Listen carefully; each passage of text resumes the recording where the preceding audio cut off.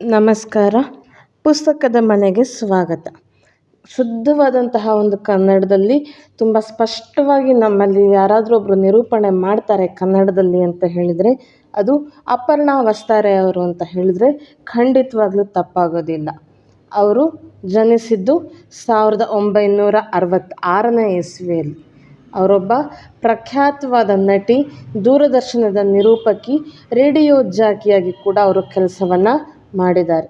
1990ರ ದಶಕದಲ್ಲಿ ಡಿ ಚಂದನದಲ್ಲಿ ಹಲವಾರು ಕಾರ್ಯಕ್ರಮಗಳಲ್ಲಿ ನಿರೂಪಣೆಗಳನ್ನು ಕೂಡ ಅವರು ಮಾಡಿದ್ದಾರೆ.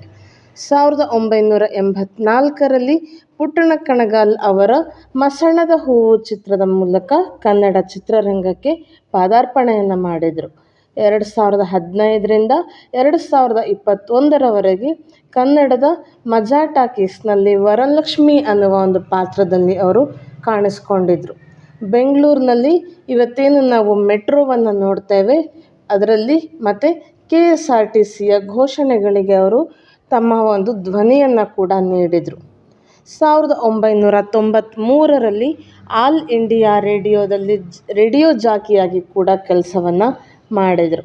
1998ರಲ್ಲಿ ದೀಪಾವಳಿಯ ಆಚರಣೆಯ ಭಾಗವಾಗಿ ಸತತವಾಗಿ 8 ಗಂಟೆಗಳ ಕಾಲ ನಿರೂಪಣೆ ಮಾಡಿ ದಾಖಲೆಯನ್ನು ಕೂಡ ಬರೆದಿದ್ದರು.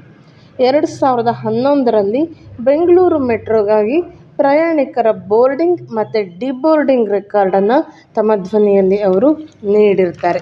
ಅದೆಲ್ಲದರ ಜೊತೆಯಲ್ಲಿ ETV ಕನ್ನಡದಲ್ಲಿ ಅಂದರೆ ಇವತ್ತಿನ ಕಲರ್ಸ್ ಕನ್ನಡದಲ್ಲಿ ಅವರು ಮುಕ್ತ ಮತ್ತು ಮೂಡಲ ಮನೆ ಅನ್ನುವಂತಹ ಧಾರಾವಾಹಿಗಳಲ್ಲಿ ಕೂಡ ಪಾತ್ರವನ್ನು ನಿರ್ವಹಿಸಿದರು. 2024ರ ಜುಲೈ 11ನೇ ತಾರೀಕು ಶ್ವಾಸಕೋಶದ ಕ್ಯಾನ್ಸರ್ನಿಂದ ಅಪರ್ಣಾ ಅವರು ಇಹಲೋಕವನ್ನು ತ್ಯಜಿಸಿದರು.